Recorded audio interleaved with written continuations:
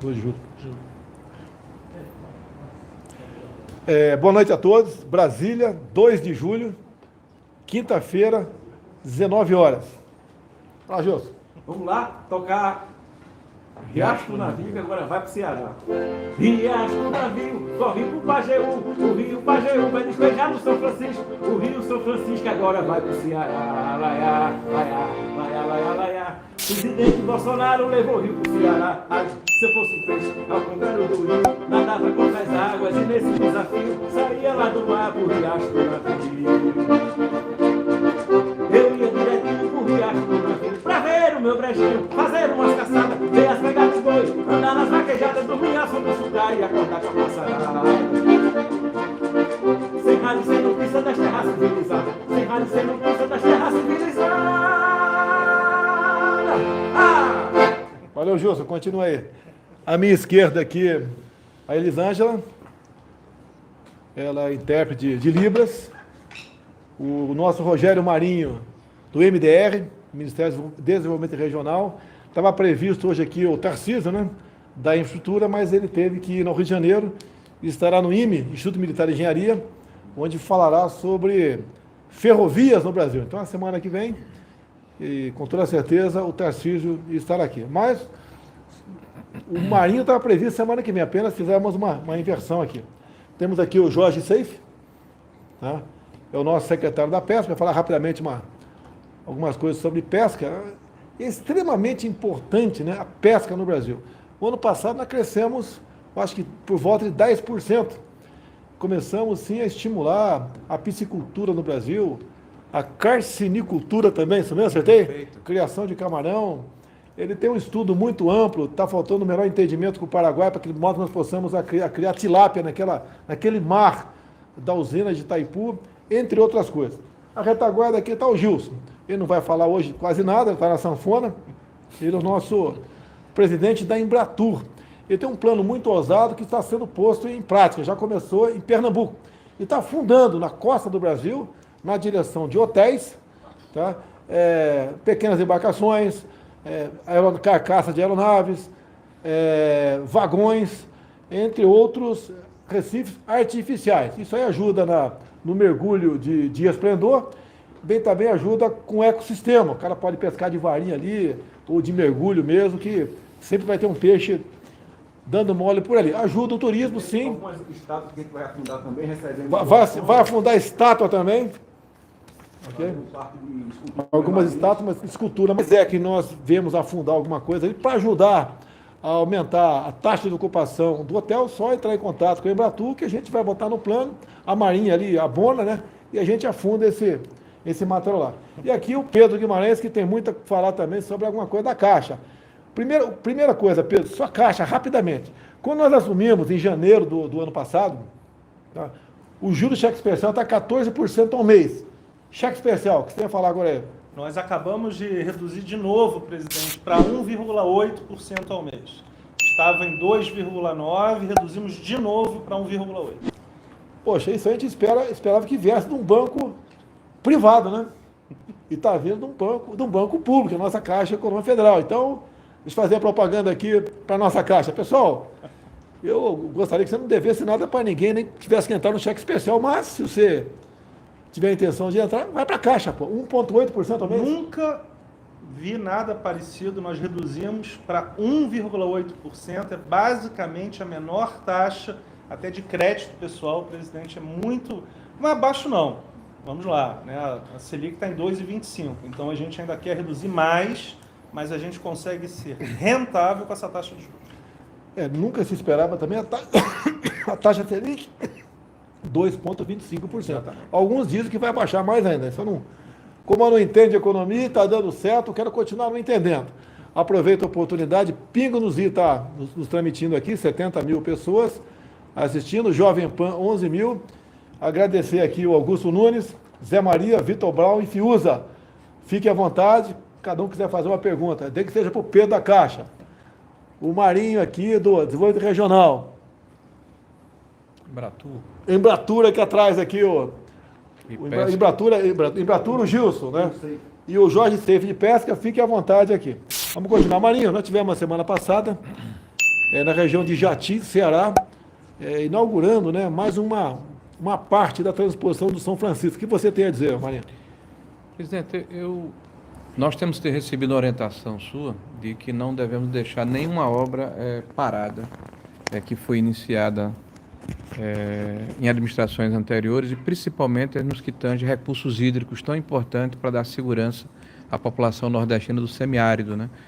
Então, a chegada das águas do São Francisco ao Ceará é um motivo de comemoração para todos os brasileiros, né? Isso é um sonho secular.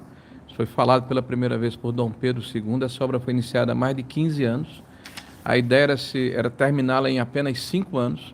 Aconteceram uma série de problemas, desde questões de projetos mal feitos até a questão de má alocação de recursos.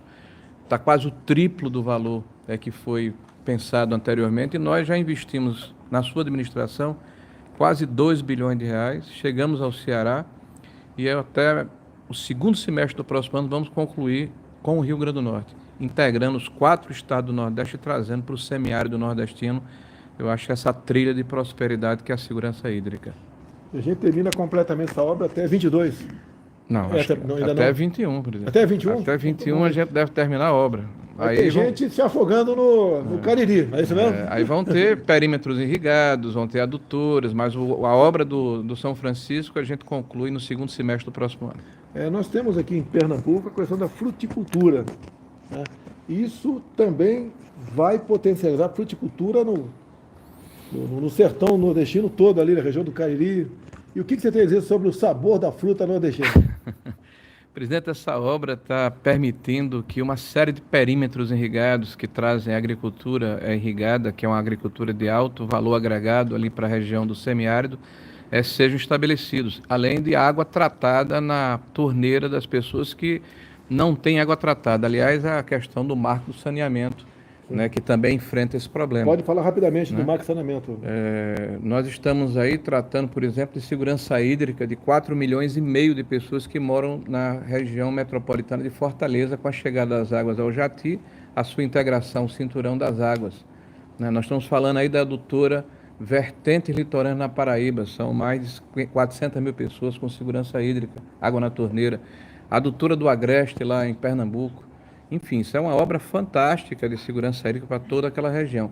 E o saneamento, nós temos que comemorar, o Brasil tem que comemorar, presidente, porque finalmente, desde 2016, se arrastava no Congresso Nacional a discussão desse marco.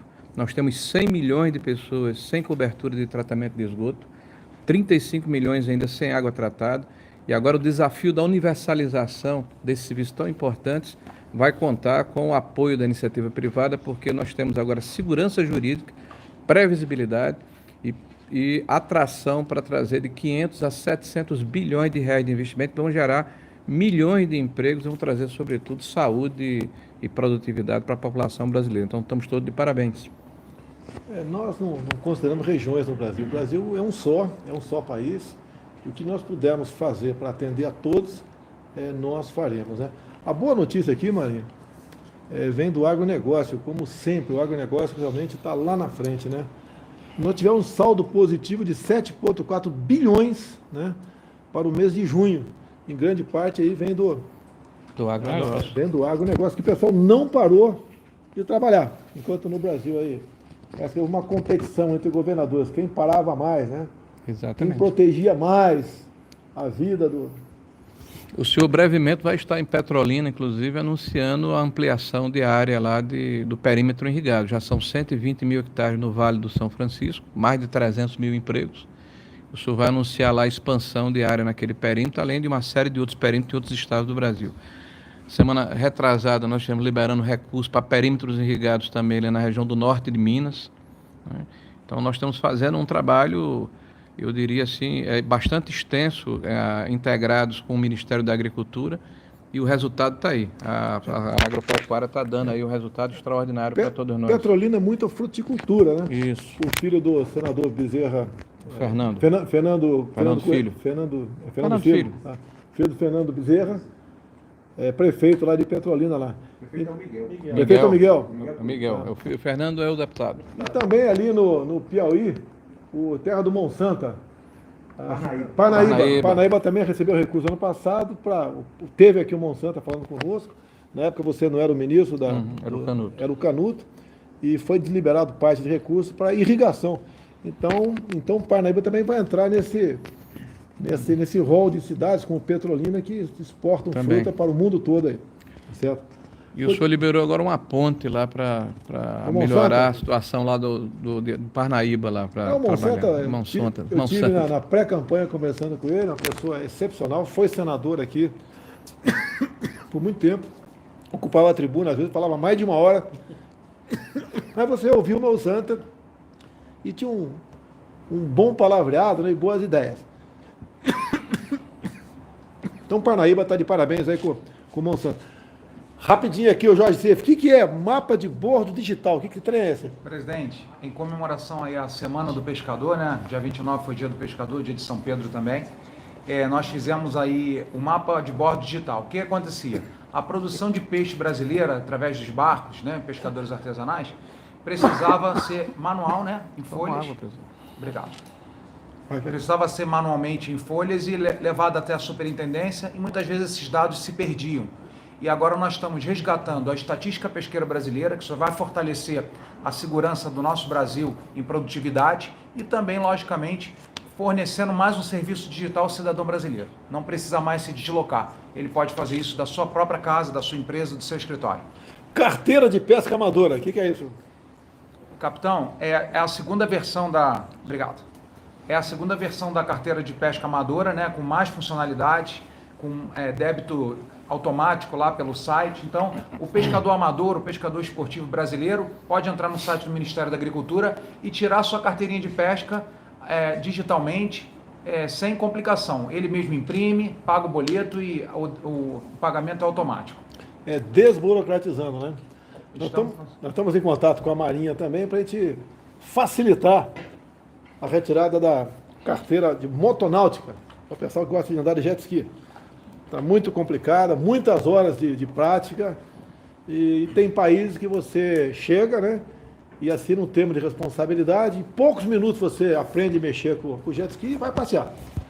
Isso aí, se a gente conseguir fazer próximo, pelo menos, vai ajudar em muito turismo aqui no Brasil. Eu tenho falado, o Vado Ribeira, minha região ali, no interior de São Paulo, você podia botar isso em Eldorado Paulista, em Ribeira, em Sete Barras, em Registro. Então o cara podia ter lá 10, 15 jet ski para turismo. Você chega lá com a tua família, Pedro, rapidamente, se você não tem habilitação, você assina o termo de responsabilidade e vai passear no Rio Ribeira com a tua família. Vai ajudar o turismo, é dinheiro para a região, é tudo melhor. Agora nós temos que desburocratizar muita coisa. Como ele mesmo aqui disse agora o Jorge Seif, né? Mapa de bordo digital. Antigamente era uma papelada, você tinha que levar para algum lugar. Agora no computador você manda isso aí e facilita a vida dos nossos pescadores. Vou voltar aqui para o Pedro aqui. Pedro, o que você tem a falar sobre habitação, Pedro? Presidente, nós temos 3 notícias muito positivas. A primeira, a Caixa, em junho, fez o melhor mês dos últimos 5 anos. Nós emprestamos 11 bilhões de reais, demonstrando que a economia está voltando, que a Caixa está muito forte. E em vários segmentos nós estamos muito fortes. Além disso, isso é muito bom para a população, nós temos agora o registro eletrônico dos cartórios. 14 estados já têm isso. O que significa isso? Você faz online e reduz de 45 dias para só 5 dias. Então, uma desburocratização, e nesse momento de pandemia é muito bom. E o terceiro ponto, a Caixa está financiando na compra do apartamento os custos de cartório e o imposto de transferência. São 5 bilhões de reais por ano que as pessoas, em especial nesse momento de pandemia, evitam de gastar e fica nos próximos 30 anos. Outro assunto, financiamento para pequenas e microempresas. Nós temos várias linhas, uma delas é o Pronamp, a outra é uma parceria com o Sebrae. A Caixa financiou desde o começo da pandemia 10 bilhões de reais para pequenas e microempresas. Isso gerou mais de 110 mil empresas recebendo esse empréstimo. Pessoal, um assunto aqui que eu nunca recebi tantos vídeos no meu telefone. Tá? Vocês viram uma médica, a doutora Raíssa Soares, de Porto Seguro, Bahia, fazendo um apelo para mim, né, para que chegasse a hidroxicloroquina na tua cidade, que não tinha. E nós sabemos que, por testemunhos, né, não só de pacientes, bem como de médicos no Brasil todo, não são todos, né, mas em grande parte, dizem que o tratamento da Covid-19 na fase inicial tem tido sucesso. Então ela fez esse apelo para nós, eu liguei para o nosso ministro da Saúde, o general Pazuello, imediatamente ele assinou, na quarta-feira, acionou todos os meios nossos, e hoje partiu de São Paulo um avião para Salvador. E está previsto amanhã, por volta das 8 da manhã, chegar lá em Porto Seguro 40 mil doses de hidroxicloroquina. Então, obviamente, com toda certeza, a doutora Raíssa Soares vai se fazer presente. Espero que ela não tenha cirurgia para essa hora, né? Que as 2 vezes que conversei com ela estava em cirurgia, para que esse material seja então entregue à Secretaria Municipal de Saúde e, através dos órgãos de saúde de Porto Seguro, esse material seja distribuído para quem precise utilizar. Então, parabéns, doutora Raíssa, e parabéns aqui ao ministro Pazuello da Saúde, que prontamente atendeu a esse pedido aqui. Eu quero terminar aqui. Jorge Seif não. Marinho, no próximo sábado agora nós vamos para Santa Catarina, vamos sobrevoar, que lá tivemos um problema sério nessa semana, né? Ciclone bomba. Ciclone bomba. Confesso que eu nunca tinha ouvido falar isso aí. Tinha ouvido falar já, não? Não, essa é a terminologia, não? Não, eu também nunca tinha ouvido falar isso aí. Então, afetou muito cidades, em especial Santa Catarina. Você já enviou o nosso secretário de Defesa Civil para lá? Isso. Ontem mesmo, né, por orientação do senhor, nós ligamos para os 3 governadores, nos colocamos à disposição, enviamos o nosso secretário de Defesa Civil, ele com uma equipe para Santa Catarina, que foi o estado mais afetado, mais de 130 municípios. Né, ele vai estar lá ajudando nesse projeto inicial de orientar as prefeituras a preencherem a papelada para requisitar os recursos, né? E estaremos com o senhor sobrevoando a região no sábado, né? Para termos uma ideia das necessidades que aquele estado terá. Está ali atrás o doutor Regis, né, por curiosidade, é um amigo nosso, é um médico, e vai estar conosco nessa missão em Santa Catarina no sábado pela manhã. A gente está convidando alguns parlamentares da região, não tem como convidar todos, são apenas 2 helicópteros, que cabe o máximo 10 pessoas, né, além da tripulação, equipe de segurança, médicos, etc., o máximo 10 pessoas. Então a gente vai convidar alguns parlamentares, deputados e senadores de Santa Catarina para sobrevoar a região, ter um conhecimento melhor do que foi esse estrago proporcionado. E como disse o nosso ministro aqui, Rogério Marinho, estaremos à disposição no que for possível atender aí a reconstrução, né, de parte desses estados. E ajuda humanitária também. E ajuda humanitária também. A última participação do Pedro aqui, auxílio emergencial, Pedro. Sim, o senhor anunciou nessa semana a 4ª e a 5ª parcela do auxílio emergencial. Nós estamos ainda finalizando o calendário, que sairá em breve, para o senhor aprovar. E é muito importante, presidente, até esses 600, na verdade, são 65 milhões de pessoas e nós estamos pagando pouco mais de 50 bilhões de reais. Então, na média... Por mês, né? Por mês. Na média, as pessoas estão ganhando R$900, porque os líderes de família têm R$1.200. Então, não é só 600. Na média, os benefícios são de R$900. É uma grande ajuda e a Caixa Econômica Federal, eu posso dizer para o senhor, em várias cidades, em especial no interior do Brasil, Norte e Nordeste especial, tem uma grande melhora da economia exatamente porque você acaba tendo esse benefício. Eu assinei o decreto essa semana, presente os presidentes da Câmara e do Senado, então mais 2 parcelas de R$600, que vão cobrir o mês de julho e agosto. A gente não pode continuar por muito tempo, como disse o Pedro aqui, da Caixa Econômica, são 50 bilhões por mês. Não é dinheiro que está sobrando, nós estamos nos endividando com isso daí. Nossa dívida interna é bastante alta e a gente apela para os seus governadores e prefeitos que, cada vez mais, logicamente com responsabilidades que vocês todos têm, comecem a abrir o comércio e botar a economia para funcionar de fato. Então, mais 2 parcelas, serão 5 parcelas de R$600. Então, por pessoa, no mínimo R$3.000 cada uma vai receber ao longo desse tempo, para ajudar. Então, sabemos que é pouco, mas dá para fazer uma compra ali para necessidades básicas para a Tem sobrevivência melhorado no muito, mês. melhorado Tem você que é muito. do Nordeste, uma região mais pobre do Brasil, o Nordeste, que sem dizer do interior, do teu estado, Rio Grande do Norte. Eu recebi vários depoimentos de que as pessoas estão, inclusive, comprando material de construção, estão fazendo pequenas reformas, né? Estão fazendo compras no comércio local, enfim, tem girado bastante a economia. Tem sido extremamente importante essa ajuda. Aqui o Gilson aqui trouxe um ofício para mim, da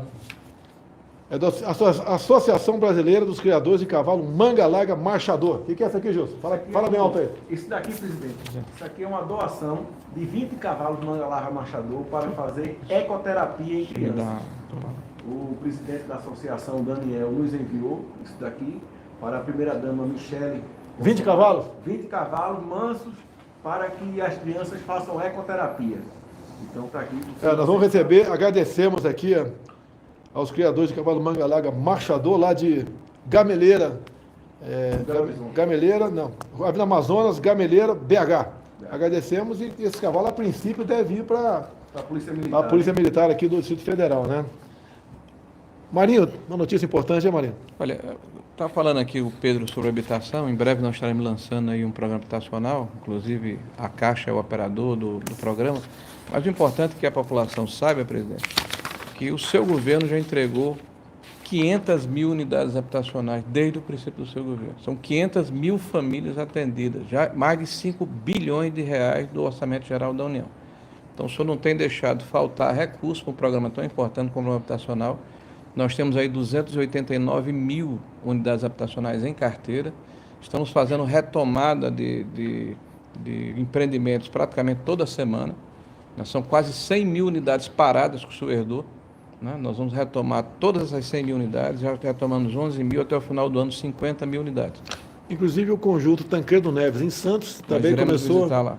Claro. Como recomeçaram as abas. Estava parado nas administrações anteriores, nós retomamos aqui para orientação do senhor. Estava abandonado. Tem uma deputada lá de Rosana Vale. Rosana Vale também, que entrou em contato conosco, bem como a Rosana Vale entrou em contato conosco na ponte lá de... Na ponte de São Vicente, ponte dos Barreiros, né? Isso. Nós Eu estive devemos... lá, inclusive. Esteve lá? Estive lá.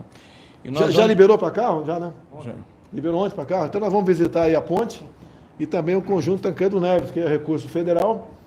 A gente vai convidar os polícias locais, tá? E vamos entregar também quase 2 mil unidades em São Paulo, capital. E nessa viagem nós vamos também no Vado Ribeiro. Tem 3 pontes. Ajuda aí. Batatal em Eldorado. Pariquera-Açu. Onde mais? Itaoca também. São Paulo. Vamos visitar já começaram as Em obras ou São está no Paulo, papel Paraná. ainda? Não, está no papel ainda. Está no papel. Está para lançar a pedra fundamental e começar essa construção nessa. Inclusive, olha só, não tem nada meu aqui não, pelo amor de Deus, tá? Eu estava com um jet ski no Rio Ribeira, falei agora há pouco de turismo, né? E encostei o jet ski lá na Barra do Batatal e estava uma balsa atravessando com uma noiva em cima. Então eu perguntei, brincadeira, né? Ô, me convidar para o casamento, ela convidou, etc. Eu falei, ó, tia, isso foi em 2016, 2017. Ó, se um dia eu for para a República, ia fazer uma ponte aqui. Tá? E o prefeito teve a ideia, fez a solicitação para a gente, tá? Pelo orçamento, normalmente, e está sendo essa ponte lá. Você tem quantas obras no MDR, mais ou menos, Marinho? Mais ou menos? Umas 20 mil. Mais ou menos 20 mil obras no Em Brasil. todos os municípios brasileiros. Imagina a dor de cabeça que ele tem para administrar tudo isso aí. Tem que ter uma boa equipe do lado dele. Então, essas obras do Vado Ribeira nós veremos. E na volta a gente vai passar numa cidadezinha, como é que é o nome? A grande cidade aqui? A gente deve pousar numa cidade. Esqueci, vai lembrar o nome aqui. Ele vai lembrar o nome aqui. Até que eu liguei, né? Eu estava na presidência, daí eu vi o nome da cidade, é na metade do caminho de Ribeira e São Paulo. E eu devo parar no meio do caminho. Daí liguei para aquela cidade, daí atendeu um sargento da Polícia Militar, se apertou, o sargento falou, tá, pois não.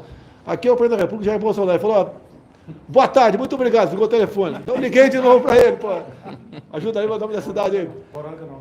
Não, não é Poranga, não.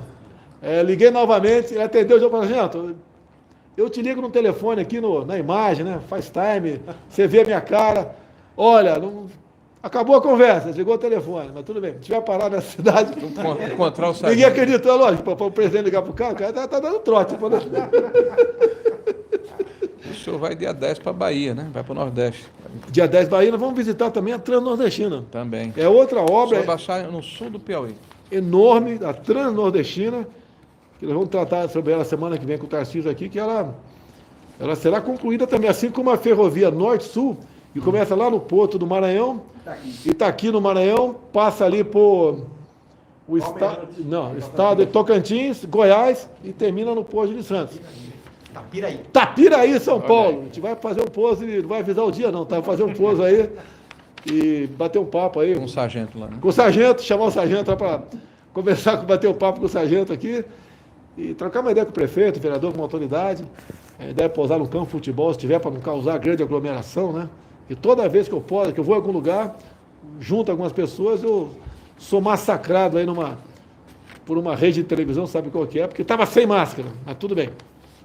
Lembrar que hoje, 2 de julho, é Dia Nacional do Bombeiro Militar. Então, parabéns a todos os bombeiros, que todos nós temos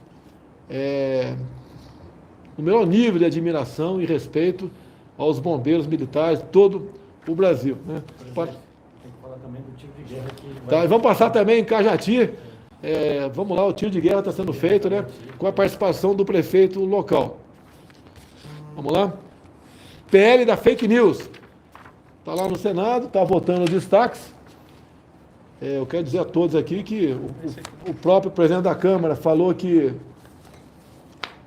o projeto, uma vez aprovado no Senado, ia sofrer alterações na Câmara e cabe a mim sempre, né, a possibilidade de veto. Isso é natural. Eu veto, o parlamento mantém ou derruba o veto, isso é natural. Tá? Mas, logicamente, o pessoal sabe a minha posição, eu sou extremamente favorável à liberdade total da mídia.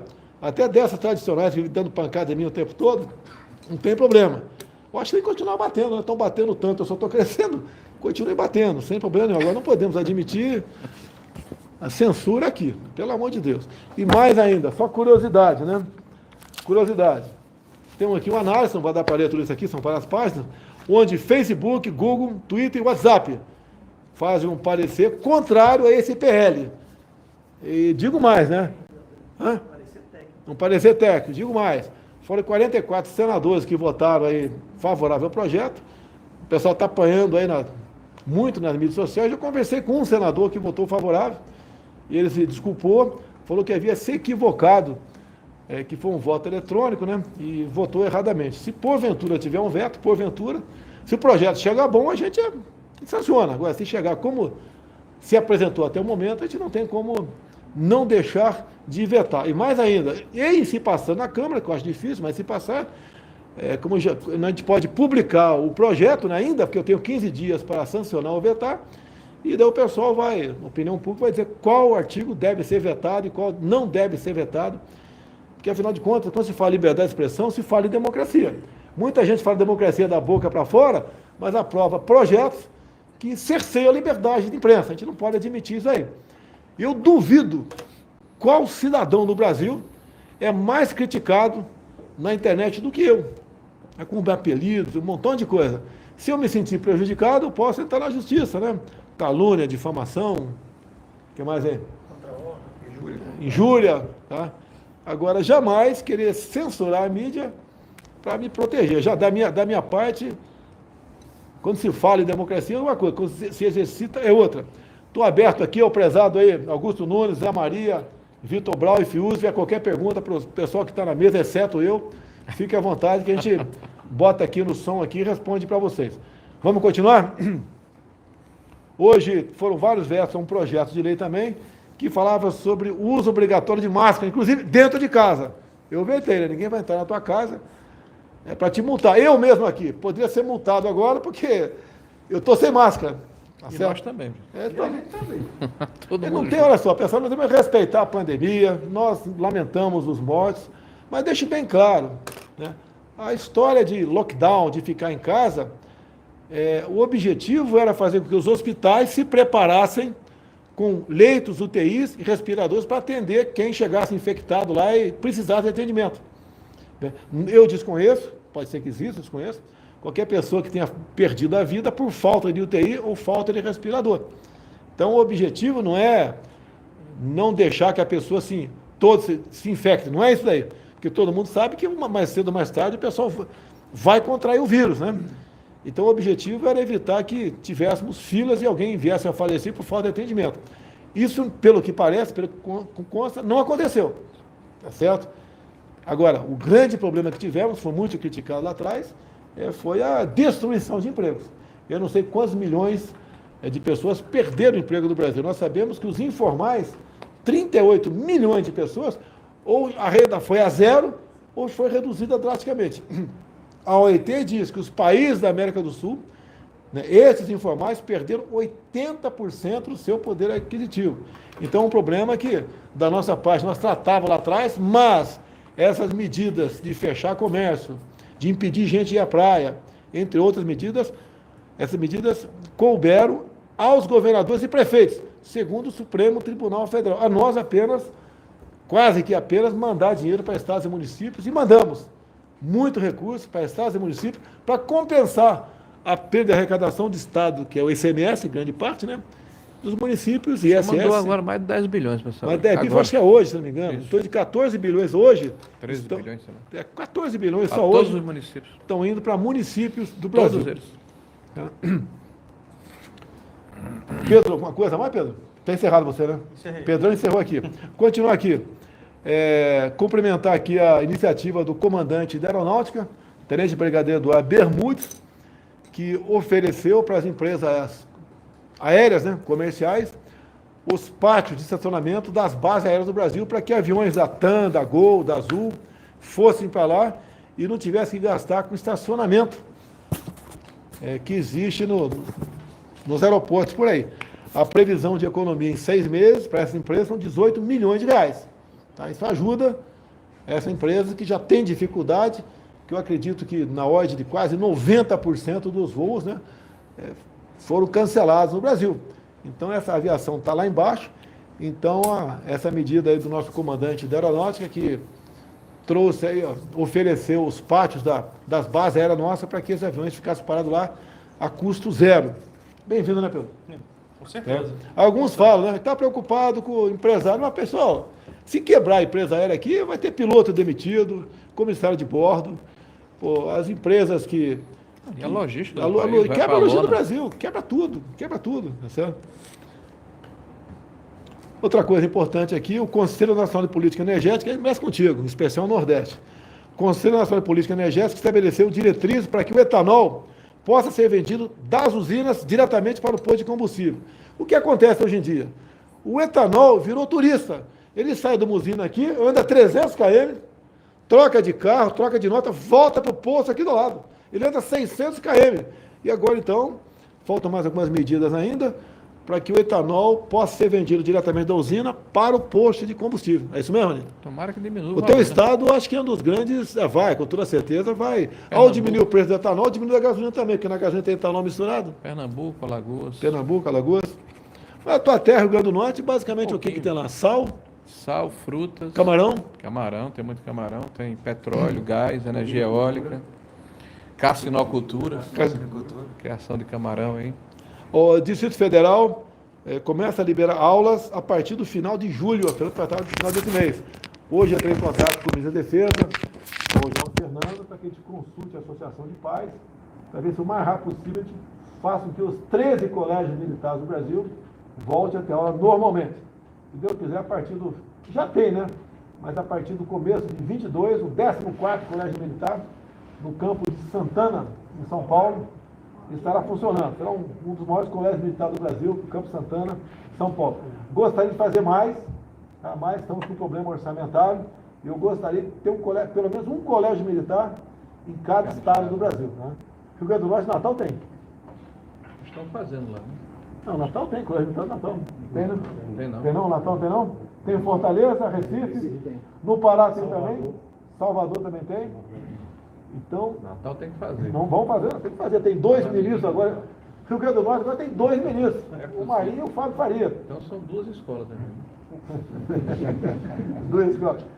Pessoal, hoje eu assinei hoje um parecer da AGU, a Advocacia da União, que esclarece que as escolas militares, no caso, Escola Naval, SPSEX, Escola Preparatória de Cadeias da Aeronáutica, colégios militares, né, são públicas para todos os fins, inclusive para acesso às universidades pelo SISU.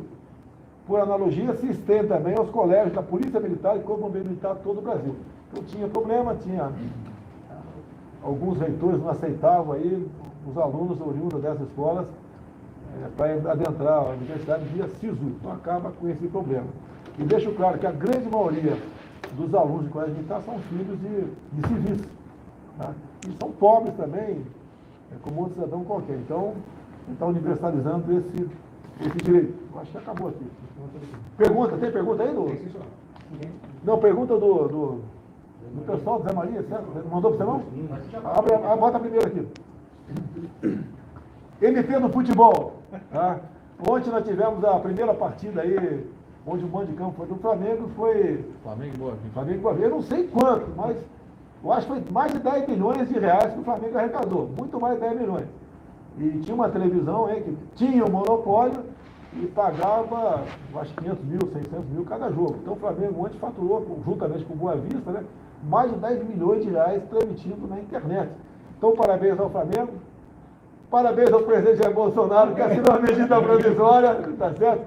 Dando aqui a carta de alforria, né? A liberdade para que os times de futebol, o mandante, negocie qual forma que ele quer vender o seu direito de imagem. E olha só, o que está na medida provisória? 5% do que se arrecada, vamos supor que for 10 milhões de reais. Dá 5%, 500 mil. É distribuído pelos jogadores. Com todo respeito aos jogadores do Boa Vista, né, um time pobre, tá, do Rio de Janeiro, a maioria dos times de futebol são pobres no Brasil. Dividindo esses 5% dos jogadores é um bom bicho. No nosso tempo, né, mano? Tinha bicho, né? Agora vai ter o bicho aí do direito de... Eu fui presidente de futebol. Qual é a sua camisa aí, presidente? Mostra aí. Eu tô achando que é uma camisa... Ah, Mengão? Deixa eu ver aqui, ó. Desculpa aí, Felipe Melo, mas, pô, hoje eu tô me botando a camisa do Flamengo. Camisa de força aqui, ó. A camisa do Flamengo, pelo jogo de ontem. Uma imagem excepcional a imagem. Parabéns ao Flamengo. Só no YouTube foram 11 milhões de visualizações. Só no YouTube, 11 milhões de visualizações, com todo respeito, foi um time lá da primeira divisão, né, Boa Vista, mas imagine aí um Flamengo e Palmeiras, um Corinthians. Clássico, né? ABC O ABC, Flamengo e ABC de Natal, tá vendo? Vai estourar, vai explodir. Isso daí faz o quê? Havendo essa concorrência, o time, né, decidindo para quem vai vender o seu direito de imagem. O time que tiver melhor vai vender mais caro. Então não existe acomodação.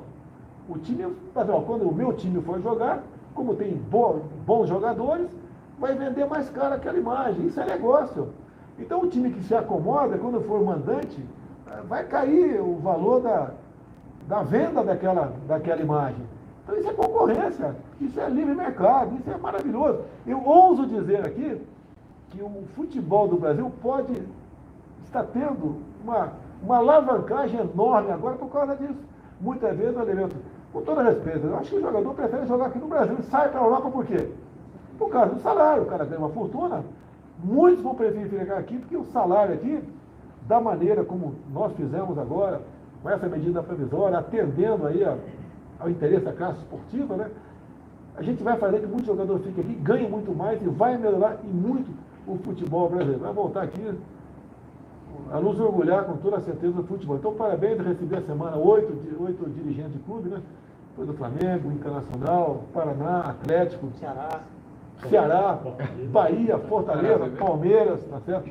Eu ganhei uma camisa de cada um. Essa aqui, ganhei do Flamengo. Essa é a mais bonita, capitão. Ó, o pessoal diz que eu tenho que usar um dia a camisa do Corinthians, mas o Corinthians tem que entrar nesse time aí, pô. Vou trazer uma do Náutico. O Corinthians aí é uma das boas torcidas do Brasil, tem que entrar nessa do livre direito de negociar a imagem, pô. Que é a maior torcida do Brasil. Não, segunda é maior, presidente. Maior do Mengão. A maior do Mengão, né? Mas é mais Mas apaixonada é a do eu acho que é a Náutico. segunda maior do Corinthians, né? É a segunda maior torcida do Brasil. A mais apaixonada é a do Náutico, presidente. É? Ele não consegue Então, deixar um o sucesso total a medida provisória de futebol. Traz aqui o Cid. Vamos lá, uma pergunta aí. Augusto Nunes, presidente. Augusto Nunes para quem? Pro ministro. Bota aqui, Cid. Só botar perto já pega, presidente. Não, e vai aumentar o som aqui, tá baixo. Pertinho já pega, bom. Tá baixo aí, cara? Vai lá, Augusto Nunes pro Rogério Marinho.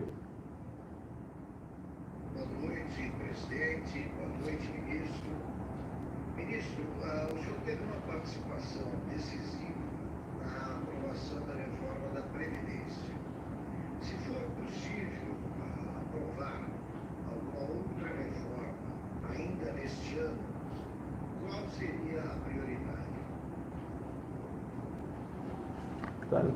Tributária? Eu acho que... Aqui? Então tá já falando, já tá ali já. Bom, Gustavo, boa noite a você e a todos da Jovem Pan. Existe uma série de reformas importantes, inclusive mudanças de marcos regulatórios, né? A questão de ferrovias, a questão do gás, né? A questão da própria reforma tributária. Sem dúvida, há um grande desafio ainda pela frente, né? O ministro Paulo Guedes está à frente desse processo, dessa mudança da nossa economia. E eu acredito que é mais importante, nesse momento, desde que haja essa sinergia com o parlamento, seria a mudança ou a simplificação da nossa legislação tributária. Vamos aguardar aí ver se dá certo. Não sei se é possível esse ano, mas com certeza pode se iniciar agora e ser concluída no primeiro semestre do ano subsequente. Augusto, olha só, um tempo atrás, eu tenho umas ideias, né? Eu sou mergulhador profissional, já tive vários salvamentos, por acaso, né? Inclusive em 2016, 2017. Vem cá, moça! Eu estava com esse cara aqui na praia, lá na Barra da Tijuca, sargento do Exército, agora segundo-tenente, Mozart Pereira, subtenente, primeiro-tenente do Exército Brasileiro, é do Ceará, e estava lá no posto 4, na direção do Hotel Sheraton. E era um fim de ano, eu acho que era Natal, Ano Novo, e sempre acontece comigo essas coisas, né? Eu falei, moça, prepara que as duas meninas, duas meio japonesinhas, vão se afogar, se prepara. Nós preparamos, deu um minuto, elas afundaram. Eu e o moço fomos atrás e tiramos as duas meninas de dentro d'água. Até eu tive dificuldade, porque ela estava com muito óleo, bronzeador. Então essas duas japonesinhas deviam estar paradas no Sheraton, no posto 4 da Barra da Tijuca. Devia ter uns 15 anos, 16, uma pela outra, nós tiramos fora d'água. Então, depois daquilo, tinha uma ideia de construir, de fabricar, o que o Corpo Bombeiro já usa, no Rio de Janeiro usa muito, né? É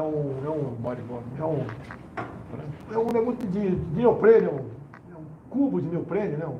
Um retângulo, uma figura retangular de neoprene com uma alça de cada lado que serve para você salvar vidas.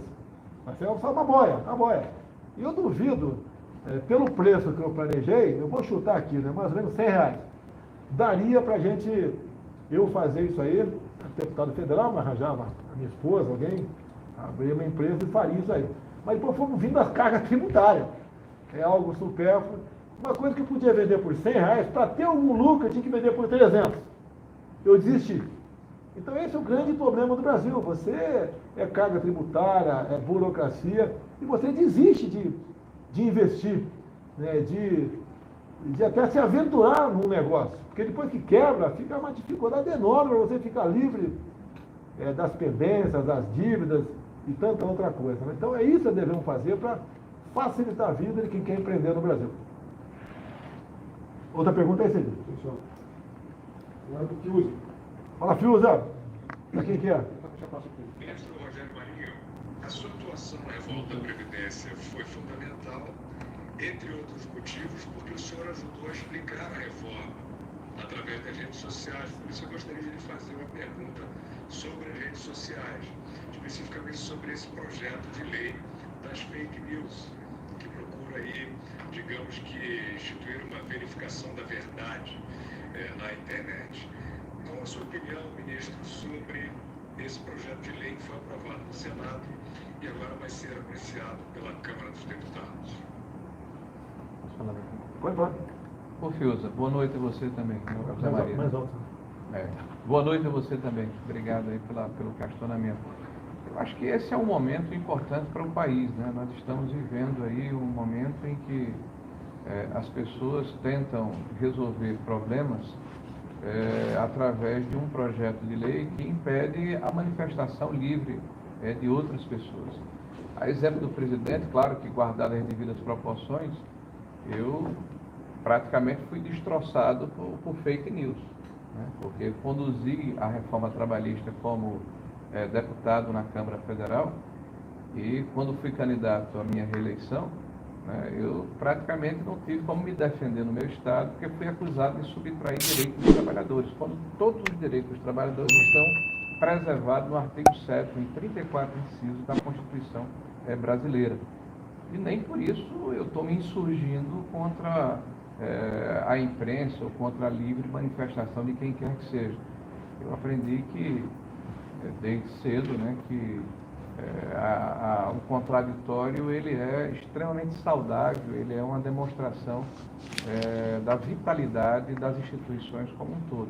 Então, se eu estou chateado, resignado, não concordo com determinada opinião, o campo adequado para que eu a contradite vai ser a minha voz, a minha palavra, ou eventualmente também utilizar o mesmo instrumento, que é a própria rede social ou algum outro veículo impresso. Ô, Fiuza, pela tua idade, você vai se lembrar muito bem. O ano era 2002. Nós votamos uma pequena reforma trabalhista. O ministro do Trabalho era o Francisco Dornelles, o presidente Fernando Henrique Cardoso. Eu votei favorável. A internet não tinha o que nós temos hoje. Não tinha Zap, não tinha muita coisa, mas existia internet. E eu e muitos parlamentares, nós fomos arrasados na internet, porque eles diziam que nós votamos para acabar o 13º, fundo de garantia, Exatamente. hora extra, licença gestante. Tá? Nós votamos para acabar. E não tem como acabar isso, porque está no artigo 7º da Constituição. Nenhuma emenda à Constituição você pode acabar com isso. Então, o que era flexibilizar, por exemplo? Licença gestante, você poderia parcelar. Tá? Entre tantas outras coisas, você poderia parcelar, gozar mais tarde aquele benefício. O 13º, você podia antecipar o 13º de um acordo com o patrão. Tá? Então nós fomos massacrados com esse projeto de lei que fazia uma reforma trabalhista, mais a esquerda, e a esquerda panfletava em escolas, usou muito a escola, o ensino fundamental, outdoor, cartazes colados nas ruas. Lá no Rio de Janeiro, o primeiro que apareceu no retrato era eu. Então eu fui um dos sobreviventes de 2002. Depois tivemos com o Fernando Henrique, 2017, né? Não, 2017 já foi Temer. Foi Temer, 2017. Nós votamos uma reforma trabalhista semelhante. Eu votei novamente favorável. Uhum. Tive 500 mil votos, foi um recorde de votação minha no Rio de Janeiro. Mas eu não foi recorde não, porque foi lá. Não, eu vim candidato a presidente. E o Marinho sofreu muito no Rio Grande do Norte, porque a esquerda, os sindicatos... Dizendo exatamente a mesma coisa. Quer acabar com o fundo de garantia, com o 13º, com todos os direitos do trabalhador. Esse tipo de... Agora, não é por isso que eu vou querer censurar as mídias sociais. Os excessos a gente corrige de outra forma. Com todo respeito que eu tenho ao parlamento, é o jogo democrático. Se for aprovado na Câmara, chegando para mim o projeto, eu vou fazer uma consulta popular, o que deve ser vetado ou não. E a gente vai vetar, e depois o parlamento pode, se entender que tem que ser derrubado o veto, esse faz parte da regra do jogo. Agora, no Senado, passou com 44 votos. Seria a maioria simples, né? Agora, para derrubar o veto, teria que ter 41 votos, né? Não. E se com 44 passou o projeto, já tem um senador que falou que se vetar ele vai manter o veto. Se mais três senadores resolver votar para manter o veto, o que nós vetamos será mantido o veto. Então, para mim, o que depender de mim, liberdade total nas mídias sociais. Inclusive por ser criticado, né?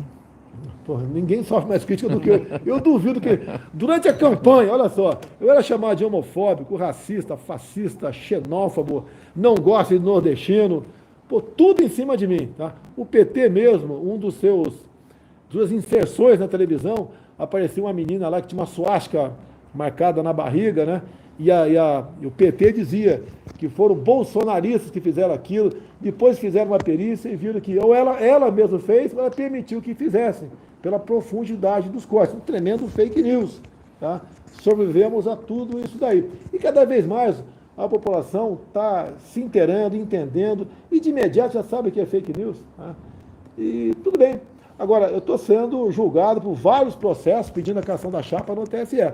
Diz que o processo, olha só, Fiuza, diz que o processo mais complicado é que eu teria, né, impulsionado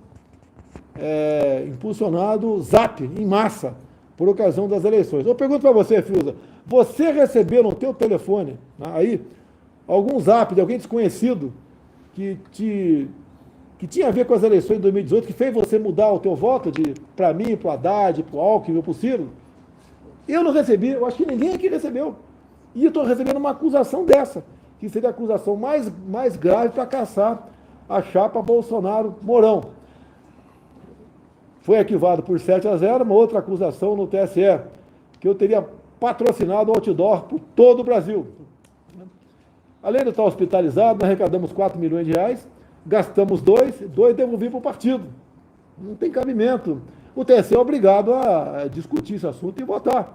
Mas são coisas que a gente, lógico, se preocupa sempre, qualquer processo contra a gente se preocupa, né? Que é um tribunal eleitoral e, por vezes, um ou outro ministro quer ter um voto, quer dar um voto político, né? Nós sabemos que não pode ser assim, mas é um ser humano. Eu acredito na absolvição, no arquivamento de todos esse processo do TSE, até pela qualidade dos ministros que estão lá. Mas, fake news.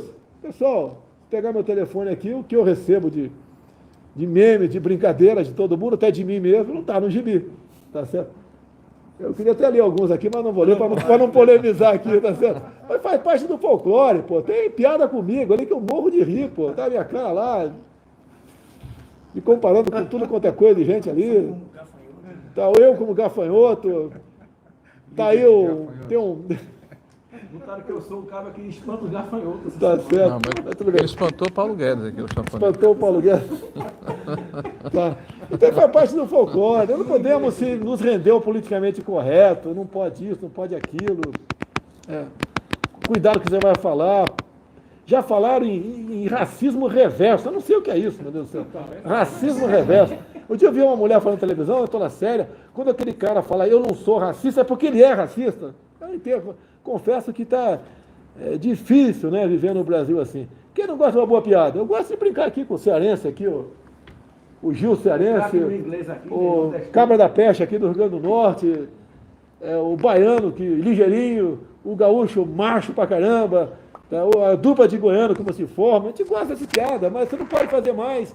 Tem que tomar cuidado se alguém está te gravando, o pessoal não entrar na justiça e acabar com a tua vida. Eu estou com o processo de danos morais, está em R$500 mil em última instância. Tá? Se eu perder, eu vou ter que me virar como pagar. Olha só, eu respondi para uma televisão por que não ia numa parada do orgulho gay. Eu falei, porque acredito em Deus, na família e bons costumes. Começou numa associação que é conhecida como Associação de Lésbicas de Niterói, tá? Começou com R$150 mil. Em segunda instância, acredite, segunda instância, o Ministério Público pediu arquivamento, o relator pediu arquivamento, e eu perdi por 3-2. Daí subiu, está no Supremo Tribunal Federal, contando juros e correção monetária, R$500 mil. Quer dizer, você não sabe o que fazer mais, o que falar mais. Nós não podemos continuar agindo dessa maneira. Temos que lutar contra isso. E a liberdade de imprensa é muito importante, caso contrário, você ficar refém de parte da mídia tradicional, você realmente não vive mais e você vai viver, não é sem informação, vai viver desinformado. Tem mais alguma pergunta aí? De quem que é agora? Zé Maria. Zé Maria? É para você, Pedro, tenho certeza. Os dois, Pedro e Rogério Maria. Pedro e Rogério Maria. Olá, Zé Maria. Salve, presidente, ministro, presidente da Caixa. Olha, eu queria saber sobre o financiamento habitacional. Ministro Rogério Marinho, quando sai esse novo programa do governo aí sobre financiamento com novas situações para o financiamento da casa própria? E ao presidente da Caixa, se é possível, com esse novo programa, transformar os financiamentos antigos nesta nova legislação e nesse novo conceito do programa que será lançado. Sabe quem é o Pedro? É melhor.